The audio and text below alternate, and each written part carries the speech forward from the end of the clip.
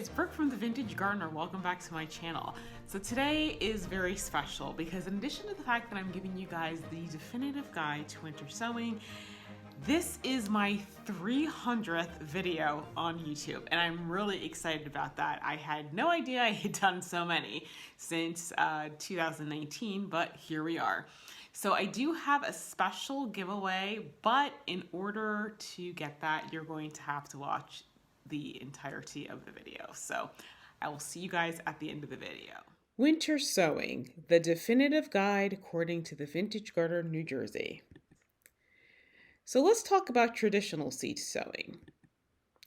In order to do traditional seed starting, you need the following equipment: seeds, trays, and domes, seed starting soil mix and transplant soil mix, grow lights, heat mats, and a fan. Then there is the seed starting process. Depending upon the seed, you may have to do what's called cold stratification in the fridge. You may have to soak the seeds overnight in water. You may have to nick the seed coat. And sometimes you have to pre-sprout the seeds in wet paper towels. And then even if you get all that and start seeing little green dots pop above the soil, then you have some other problems. First off, you got to keep the soil moist, but not too moist. Sometimes you have what's called dampening off of the seed, or sometimes you get white mold that grows on the surface of the soil. And then sometimes you get spindly and weak plants. Actually, that's a lot of the times. Now, does this sound time-consuming and convoluted and frustrating? Yeah, it does. And that is because it is time-consuming and frustrating. Now, how did I discover winter sowing? It was entirely by accident. Here's the story. I tried indoor, it did not work. My transplants were spindly, they did not survive. I talked to somebody who had been used to growing seeds indoors. They told me about the grow light system. I brought up the fact that I had some seeds that said sow outdoors. They didn't know much about it and were like, oh, I don't know if that's gonna work because it needs light directly over it. Completely overlooking the fact that we're talking about the sun. I threw the seeds out there. It was hollyhock, sunflower, and cosmos. They came up, they did wonderfully. The hollyhock obviously bloomed the second year, but the very next year, I decided to get into trying to sow and grow seeds naturally. So I started doing some research, saw something online that said get a greenhouse style cold frame, put it over flower beds and start your seeds that way. So I started some cool weather vegetables in the ground like broccoli, carrots, and that sort of thing. And I also started some seeds in a little tray inside of the greenhouse, and that's modified winter sowing. It's just I didn't realize it. I continued to research various things I could grow and start early inside the cold frame. That next season, Wonder of Wonder, the sunflowers and cosmos came back. Cosmos is not reliable, but the sunflowers certainly were. Started getting into it because I assumed as annuals they couldn't handle that. Then, as typically happens when you start getting on the internet, you go down a rabbit hole, and that's how I found out about winter sowing. I didn't really try the whole winter sowing thing until 2020 because the following year in 2019 I had my house on the market, so I didn't want to, I wanted my yard to look nice. So that in a nutshell is how I did winter sowing. Now that we've gone over how I got into it, let's talk about the science behind what winter sowing is.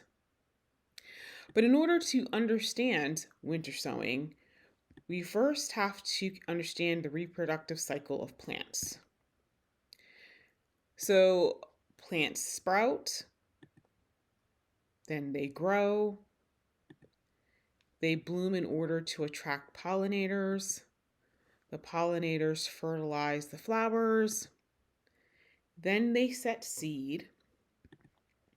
The plant dies and casts seeds all around.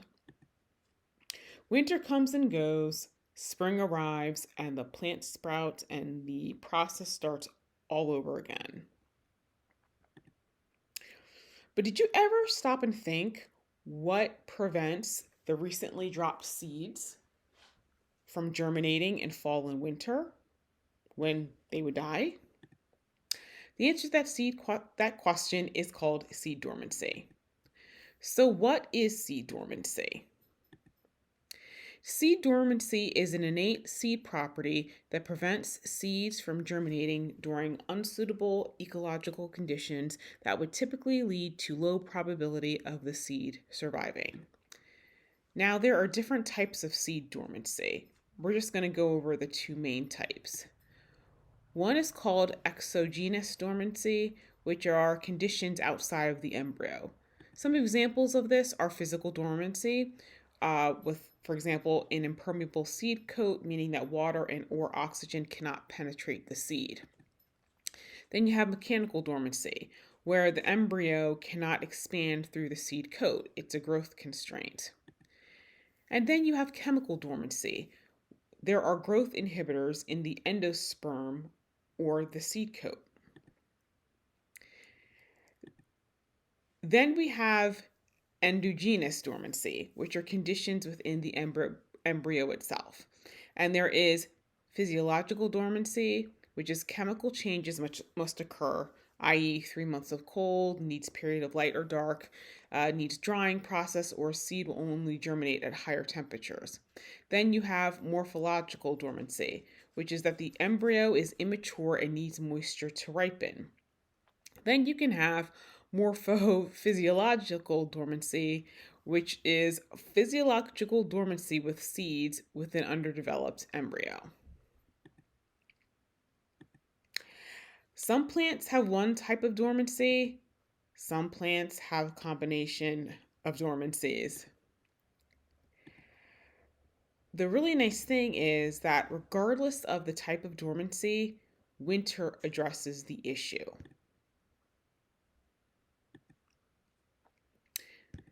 So, what is winter sowing? Winter sowing is starting your seeds the way Mother Nature does. And it achieves this through cold and wet conditions. And that is the key takeaway in winter sowing. It's cold and wet. Winter sowing is just mimicking nature, but in a more controlled fashion. So what materials do you need? Well, you need containers with lids to make a mini greenhouse, potting soil, appropriate seeds, and appropriate seeds is what we're going to talk about right now. So what plants can you winter sow? Well, there's some indicators on a seed packet that'll tell you which seeds or which types of plants would be ideal. If you see things that says need scarification, nick the seed coat, soak for 24 hours, sow 6 to 8 weeks before the final frost outdoors, sow in fall for blooms the following spring, needs cold stratification or self-sows, or something that says especially the things that says self-sows freely. Those are the indication on the seed packet that lets you know that that's a good plant to winter sow. The other thing is, where did the seed originate? Sometimes it's in the name.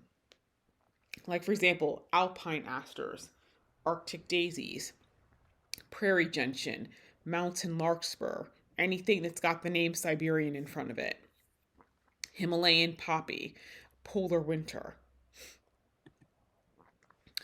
Generally speaking, you can winter sow the following. Anything that's a perennial in your winter hardiness zone, a hardy annual, which is a plant that handles cool, cold soil and can handle temperatures between 10 to 20 degrees Fahrenheit. Also, there are what's called half-hardy annuals, and these are plants that can handle cool soil and can handle the occasional dip into cold temperatures, but cannot handle sustained temperatures under 40 degrees Fahrenheit. And I know that's probably clear as mud in terms of which plants fall into which, but we're going to go over that next. So when should you winter sow? Okay, you can winter sow from January through April depending upon your winter hardiness zone. Obviously, the lower hardiness zone you're in, the longer you can go. Okay, I divide my plants into early winter sowing and late winter sowing. I start my early winter sowing late December, early January through end of February. I start my late winter sowing mid-March to early April. I start perennials and hardy annuals early, and I start half hardy annuals late.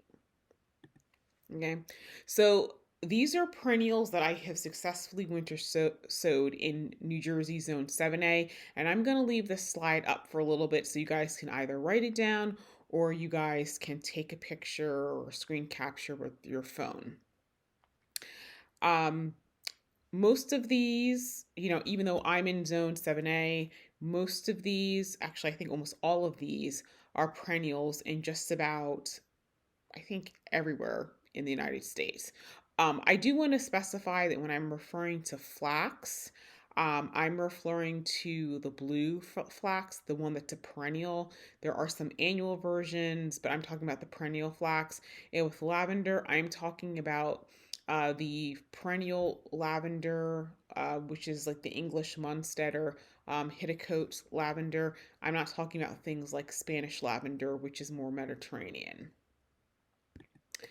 Okay, so let's go on to hardy annuals. So now this list is, okay, so there's some things on here you're going to see probably on this slide, and actually I don't think I included it on the next slide, but I'll tell you about it. So heirloom and perennial sweet pea. Those are hardy annuals, and if you guys have been listening to my podcast where I'm reviewing every single plant that I grew, I've already done the episode on sweet pea. The sweet pea, like for example, there's a perennial sweet pea. There is this one called Old Spice blend, and High Scent, which I recall, as I recall, is an heirloom variety. Those did really well with early winter sowing in January, but the more decorative ones I had, like for example, Turquoise Lagoon, a lot of the ones I got from Swallowtail Seeds, they did not do well with early winter sowing, but I know from when I did a late winter sowing in March of 2020 that they did very well. Bells of Ireland is another one. Most places consider this to be a half hardy annual. I tried a late winter sowing in 2020 and it did not work very well at all. I did some research. I tried a January winter sowing and it worked very, very well. Nigella is another one some people consider to be half hardy. I got decent results with a March winter sowing, but I got even better results with a January winter sowing. And with the carnation, I'm talking about the perennial versions of carnation. Excuse me. There's two carnation types, perennial and and the annual. Carnation is one of those things you can just you can do both. Early winter sowing. Okay, so this is the half hardy annual list. On this particular one, I'm sure you guys see the Snapdragon. A lot of people say that that's cold hardy. I did not find it to be cold hardy. I started some in January. They sprouted. They just never did anything. And so I started some in March, and that's what I ended up planting out. The other one on here is a Bachelor Button. A lot of people will list Bachelor Button as a hardy annual. I started some in January of 2020. And actually, no, I didn't. I started it in March. But one thing I did notice about it is that despite the fact that it was listed as being frost hardy, it was not frost hardy, and I lost most of my Bachelor Button. So that's just something to keep in mind. All of these that I've tried have actually handled some light frost pretty well, but they did not. But when I had temperatures in the 20s, I definitely had to cover them with some frost cloth. And then there are vegetables. You might be surprised to realize that you can actually winter sow vegetables. So anything that's a cool weather, like any of the brassicas. I haven't tried carrots yet, but I have had carrots that have been sprouting. I've seen them survive, things that I left it in the ground. I've seen them survive through winter. So that's a good one to try. But last year I successfully sprouted broccoli, Brussels sprouts, peas, and spinach. And so that's something you might want to try. This year I'm going to try a couple of additional vegetables because, listen, anything that gives me a jump on the growing season, I really like. So, what materials do you need for winter sowing? And I think this is probably what most of you guys really want to know. I told you guys before you need a container with a clear or translucent lid, potting soil, and garden marker. With the container, it can be anything. I know at this point everyone uses milk jugs or something like a soda like liter bottle. You don't have to. It can be food carry out containers, Cool Whip containers, anything. Now, this is what I use for winter sowing. I use what I refer to as the Solo Cup Terrarium. I do have a hashtag on Instagram. It's just Solo Cup Terrarium. If you guys decide to use this method, please tag your photos because I would like to see it. I find that there's a lot of benefits to doing the Solo Cup terrarium. The main ones is that it's easily accessible materials. It's not like a milk jug where you have to save up your containers or maybe go to a coffee shop to get their leftover containers. I got the Solo cups from Party City because I color coded my winter sowing cups with the flower colors. And I got the milkshake lids from webrestaurant.com. Basically, you just drill a drainage hole in the bottom of the cup, you snap the lid on. It's no fuss, no muss. It's super, super easy to make. It does allow you to winter sow in large amounts. For those of you guys who've been following my channel, you guys know that I winter sowed 2,800 containers. For those of you guys who are new, yes, it was 2,800 containers. And I planted thousands of plants last year. That would have been really difficult, if not impossible, to do using milk jugs. Like I said, it's easy to prepare. You don't have to tape it and that sort of thing. It's easy to open and close. So if for whatever reason, I don't know if maybe you see a bug, or in my case, I had a lizard climb into one of my winter sowing cups and then die. Like, you can open the lid and take it out and close it back very easily. And they are really usable for a couple years, provided you don't do something like I did, like run them over with my car. But that's a story for another day. So let's talk about potting soil. So last year I tested 6 different potting soils. It was Bumper Crop, Happy Frog, Espoma, Twin Oaks, Frey, and Pro Mix BX. And I did that because I know that some brands are popular, some YouTubers endorse certain brands, and those brands may be okay, but you never know what's going to be the best brand unless you try a bunch and see how things work out. So let's talk about the worst results. The worst results goes to, I wish I had a drum roll here, Espoma. Espoma potting mix was horrible. It did not retain enough moisture. And it's surprising because I live in New Jersey. New Jersey gets abundant precipitation during the year. And despite the amount of precipitation, despite the amount of rain, the snow, the sleeting, the freezing rain that we got, those cups were dry.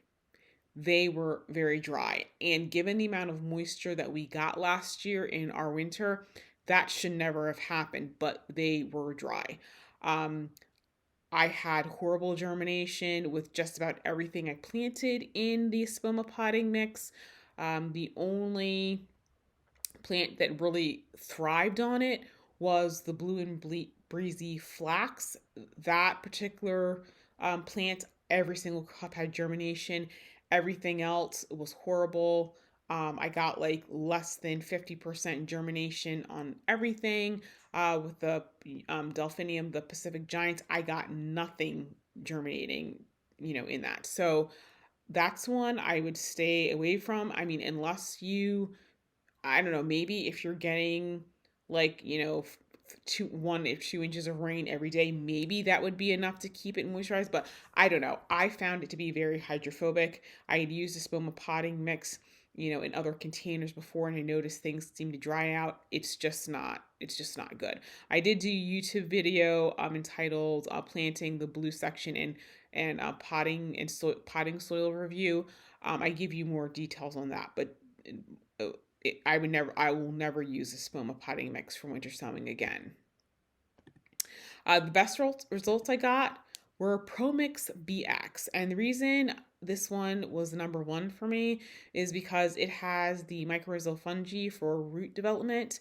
And I started some lupines and zinnias, and I noticed that after a few weeks, like when I went to go plant them, the root system on it was huge. A lot of with the other potting mixes that I used, they had, I would say, they would have like one long root at the bottom, but like when you would pull out of the cup, the bottom part of the soil would fall out because there were no roots holding it. If there were roots were kind of more closer to the top. But with ProMix BX, every single plant that I planted, every seed that I started, within maybe 3 to 4 weeks, the roots had grown to the bottom and the entire cup was filled with roots. It was absolutely phenomenal. My zinnias last year did absolutely amazing, and I really think it's because they had such a hardy root system by the time I put them in the ground. The next best results were Twin Oaks and Frey. So let me explain to you guys when I say next best. With ProMix, Twin Oaks, and Frey, and Bumper Crop and Happy Frog, they were all similar in terms of I got the same amount of germination with all of them. It's just that there was just little things that kind of, in my mind, made one better than the other, but in terms of germination, they all germinated. Um, Twin Oaks and Frey are from the same company. They had a really good balance of drainage and moisture retention, much like the Pro Mix BX. The only difference is that this has with Pro Mix is that Twin Oaks and Frey didn't have the mycorrhizal fungi. But if you can't get the ProMix BX, or I mean, it is a little bit more pricey, but it comes in bales. If you don't need that much, the Oaks and Frey are in smaller bags, but you won't get the same root development. But in terms of performance, I think you're gonna like it a lot. The two potting soils I would say are best for dry areas are Bumper Crop and Happy Frog. Like I said, I got really good germination using the two of these. The one thing I noticed, especially once the snow melted and that sort of thing, is that I got a lot of algae growth because of excess moisture. I think for New Jersey, I just think it held on, it retained moisture just a little too much for my climate. But if you live in a dry area, I think the extra moisture retention properties of these particular soil brands will probably benefit you very well. So, like I said, I just don't think it's good for my area. But if the other ones are not, if the other ones are not available, these are two very good alternatives. I mean, the algae didn't kill any of the plants. And quite frankly, I think you can get a spray and spray on it to keep the algae down, or maybe put some vermiculite on it to help with the moisture. And I didn't put vermiculite on it because I had too many plants. But there's ways to overcome it. So if this is all that's available, Bumper Crop and Happy Frog, you're going to still be in good shape. So I've heard a lot of people who've had questions about winter sowing, and or like I didn't work for me. Some of the common issues I think are going to come up with winter sowing is not enough moisture, the wrong potting soil mix for the area in which you live, and another issue is going to be, is it in your zone, is it hardy or is it half hardy annual? So with the not enough moisture, the one thing I really like about the solo cup terrarium is that it's really easy to see if you need to water. You know, if your cup is in full sun and it's got enough moisture, you're going to see condensation very clearly in the dome of the cup. As it dries out, you're going to see less and less water. Obviously, when you look at the cup in full sun and there's no moisture, there's no condensation, then you got to water it. So the other thing is with the hardy versus half hardy annual, that's going to vary from zone to zone. Like something that, like for example, Cosmos and Zinnias, like some places list those as a half hardy. In zone 7A where I live, yeah, I have on rare occasion gotten a Zinnia to self seed and gotten a Cosmos to self seed, but does it happen as a matter of regular course? No, no, it doesn't. So, but maybe if I was in zone 8 or zone 9 or zone 10, those may be good half hardy annuals. So that's just something that you're going to have to play with. The other thing is that the whole hardy annual versus half hardy annual is going to vary depending upon the variety of seed. Like I told you guys about the sweet pea. Some sweet peas are hardy annual, some of them are half hardy. So that's one of those things you're going to have to play around with. My recommendation is that if you don't know, is to plant half your seeds in January, half your seeds in March, and see which one does better. The thing for me, when I plant mine out in March, I have a hoop house, like green, it's a cold frame style or greenhouse style cold frame, and so I start my stuff in there. So that gives it a lot of protection, that sort of thing. And if it gets really cold, I just use some frost cloth in addition to closing the greenhouse, and so it's a little bit more protected. So for things that are half hardy, it definitely makes a difference. So you might want to try some things like that to change it up. Do some row covers, like things like that. Now, so the next question I'm sure you guys probably want to know is that if you're winter sowing, when do you plant them out? So for perennials and hardy annuals, I would say get them out as soon as the soil can be worked. I waited a little bit too long last year. I think I was just terrified because I was just afraid I was going to lose things because, I had had so many mishaps over the years with planting, doing seeds. This year I'm a lot more, now that I've seen how tough they can actually be, I'm just as soon as the soil can be worked, even if it's still frozen, I may just take some hot water out there to thaw it out. Just get them in the soil, they'll be fine. For the half hardy ones, usually you will, like certain things I would definitely wait. Like for example, the 4 o'clocks, and I'm trying to think what's another one. Yeah, the 4 o'clocks were one that were a little bit more, I would say, of a tender annual. So I waited until after the frost to plant them. But for a lot of them, you can plant them before your last frost date. But when you do that, just make sure you have frost cloth handy so that in case there is a late freeze, you can just cover that entire area. The frost cloth, there's 2 varieties. Well, in my local garden center, one protects plants down to 8 degrees and the other one protects plants down to 6 degrees. So that's just something you might want to keep in mind if you want to get a really early start on your planting. So anyway, guys, thank you so much for watching my presentation. I hope you found it interesting. I hope you found it helpful and it answered questions. If you have additional questions, please join me for the Winter Sowing Q&A, which will take place on January 14th. It's going to be on Podbean if you would like to actually be able to call in and ask me questions. I will also be simulcasting it to Instagram Live as well as YouTube Live. And before I leave, I just wanted to show you guys, I wanted to remove the thank you part so you guys can see. This is the front of my yard.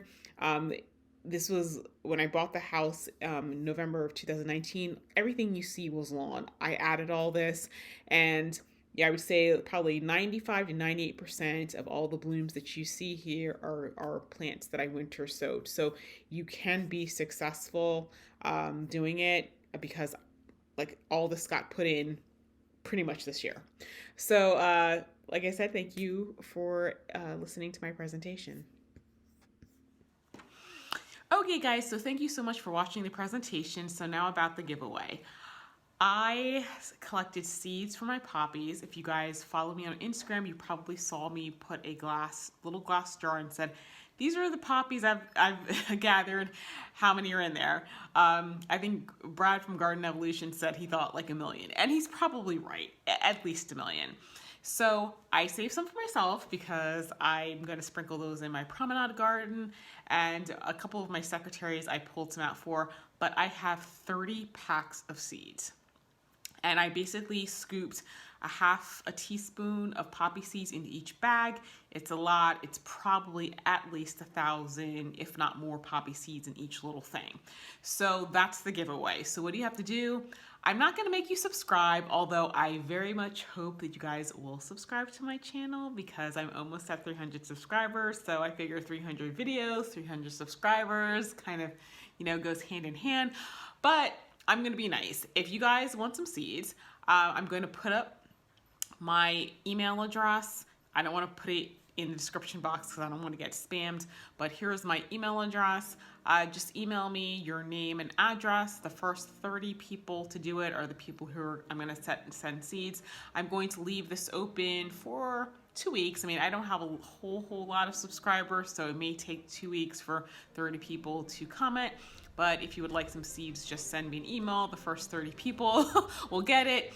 And actually, once I have 30 people, I'll try to do a short saying that it's now closed because I have 30 people. But of course, you'll only see that if you subscribe. So nudge, nudge, wink, wink.